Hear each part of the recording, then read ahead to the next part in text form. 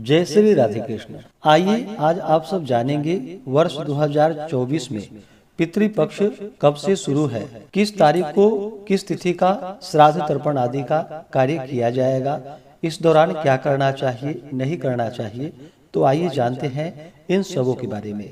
आश्विन मास कृष्ण पक्ष में 15 दिन, जिसे कि पितृपक्ष, श्राद्ध या कणागत के नाम से जाना जाता है। भाद्रपद मास पूर्णिमा से लेकर के आश्विन कृष्ण अमावस्या तक, जो कि इन 16 दिनों तक श्राद्ध तर्पण आदि का कार्य किया जाता है।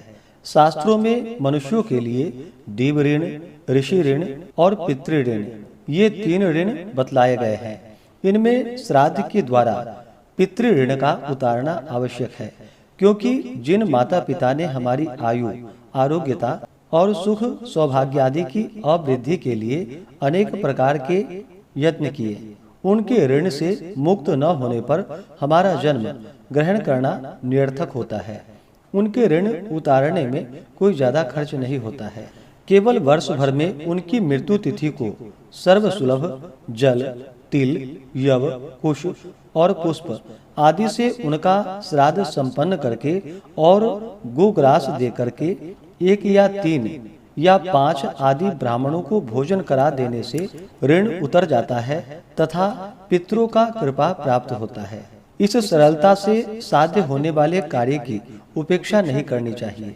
इसके लिए जिस मास की जिस तिथि को माता पिता आदि की मृत्यु हुई हो, उस तिथि को श्राद्धादि करने के सिवा आश्विन कृष्ण महालय पक्ष में उसी तिथि को श्राद्ध तर्पण, गोग्रास और ब्राह्मण भोजन आदि कराना आवश्यक है। इससे पितृगण प्रसन्न होते हैं और हमारा सौभाग्य बढ़ता है। पुत्रों को चाहिए कि वह अपने माता पिता की मरण तिथि को मध्याह्न काल में पुनः स्नान करके श्राद्धादि करे और ब्राह्मणों को भोजन कराए, स्वयं भोजन करे।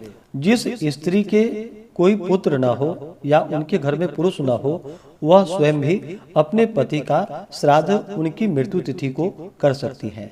भाद्रपद शुक्ल पूर्णिमा से प्रारंभ करके आश्विन कृष्ण अमावस्या 16 दिन पितरों का तर्पण और विशेष तिथि को श्राद्ध अवश्य करना चाहिए। ब्रह्म पुराण में लिखा है कि आश्विन मास के कृष्ण पक्ष में यमराज यमपुरी से पितरों को मुक्त कर देते हैं और वे अपनी संतानों तथा वंशजों से पिंडदान लेने के लिए भूलोक में आते हैं। सूर्य के कन्या राशि में आने पर वे यहाँ आते हैं और अमावस्या के दिन तक घर के द्वार पर ठहरते हैं। सूर्य के कन्या राशि में आने के कारण ही आश्विन मास के कृष्ण पक्ष का नाम कनागत है, अर्थात कन्या जोरगत पड़ गया।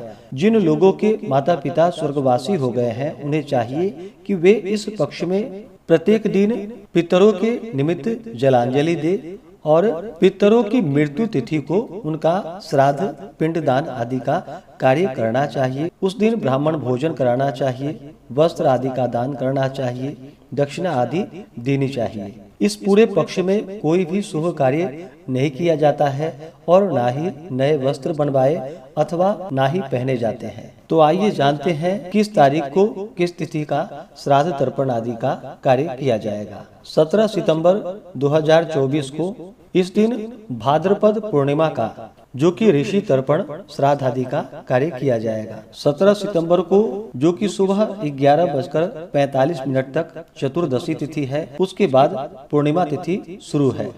तो इस दिन 17 सितंबर को, जो कि पूर्णिमा का व्रत भी धारण किया जाएगा। इस दिन अनंत चतुर्दशी का व्रत भी किया जाएगा, गणेश विसर्जन का कार्य भी किया जाएगा और 17 सितंबर को, जो कि ऋषि तर्पण का कार्य किया जाएगा। आश्विन मास कृष्ण पक्ष प्रतिपदा, जो कि 18 सितंबर से शुरू है, तो प्रतिपदा का श्राद्ध 18 सितंबर को किया जाएगा। 18 सितंबर को पूर्णिमा, जो कि सुबह 8:04 तक है, तो इस दिन स्नान दान की पूर्णिमा भी है और मध्याह्न काल के समय में प्रतिपदा का श्राद्ध आदि का कार्य किया जाएगा। 19 सितंबर को द्वितीया का श्राद्ध किया जाएगा, सुबह 4:20 तक। 19 सितंबर को प्रतिपदा है, उसके बाद द्वितीया तिथि है। 20 सितंबर को तृतीया का श्राद्ध किया जाएगा। 21 सितंबर को चतुर्थी श्राद्ध किया जाएगा। 22 सितंबर को पंचमी श्राद्ध किया जाएगा। 23 सितंबर को षष्ठी श्राद्ध किया जाएगा। 24 सितंबर को सप्तमी श्राद्ध किया जाएगा। 25 सितंबर को अष्टमी श्राद्ध किया जाएगा। 26 सितंबर को नवमी श्राद्ध, जिसे कि मातृ नवमी के नाम से जानते हैं। इस दिन विशेष प्रकार से माताओं के निमित्त श्राद्ध तर्पण आदि का कार्य किया जाता है। 27 सितंबर को जो कि 10वीं श्राद्ध है, 28 सितंबर को एकादशी श्राद्ध, 29 सितंबर को द्वादशी श्राद्ध, 30 सितंबर को त्रयोदशी श्राद्ध और 1 अक्टूबर को चतुर्दशी श्राद्ध होगा। इस दिन जो भी दुर्घटना के कारण मर जाते हैं, सर्प काटने से या उनका एक्सीडेंट होता है या कुछ ऐसा घटना होता है, तो उनका श्राद्ध जो कि चतुर्दशी में करना चाहिए। और 2 अक्टूबर को जो कि सर्वपितृ अमावस्या है, महालया है, 2 अक्टूबर को जिनके भी अपने माता पिता की तिथि मालूम न हो, पूर्वजों की तिथि मालूम न हो, तो उनको अमावस्या तिथि के दिन श्राद्ध तर्पण आदि का कार्य करना चाहिए। और जिनकी मृत्यु पूर्णिमा तिथि के दिन हुई हो, तो उनका श्राद्ध आप अष्टमी, द्वादशी या खास करके अमावस्या तिथि के दिन करनी चाहिए। पितृपक्ष के दौरान प्रत्येक दिन जो कि पितरों के निमित्त जल का अर्घ्य प्रदान करना चाहिए। पितरों को भोजन दे।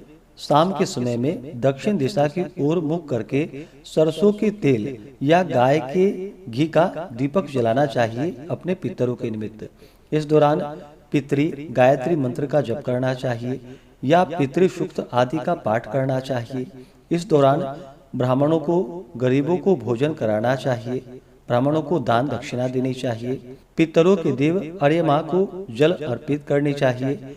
पितरों के लिए श्राद्ध कर्म जो कि सुबह 11:30 से लेकर के दोपहर 2:30 के बीच ही विशेष करके करना चाहिए। इस दौरान दही का दान करना चाहिए, काले तिलों का दान करना चाहिए, गाय के घी और गुड़ का दान करना चाहिए। पितरों के नाम से गाय, कुत्ता, कौवे के लिए भोजन उन्हें देनी चाहिए, निकालनी चाहिए। पितृपक्ष के दौरान जो कि नया वाहन, मकान, जमीन, कपड़े वगैरह नहीं खरीदने चाहिए। पितृपक्ष के दौरान इन कार्यों को बिल्कुल भी नहीं करना चाहिए।